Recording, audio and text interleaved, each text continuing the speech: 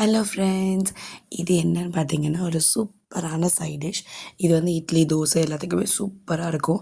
அந்த ரெசிபி நான் இப்போ சொல்கிறேன். கண்டிப்பாக நீங்கள் ட்ரை பண்ணி பாருங்கள்.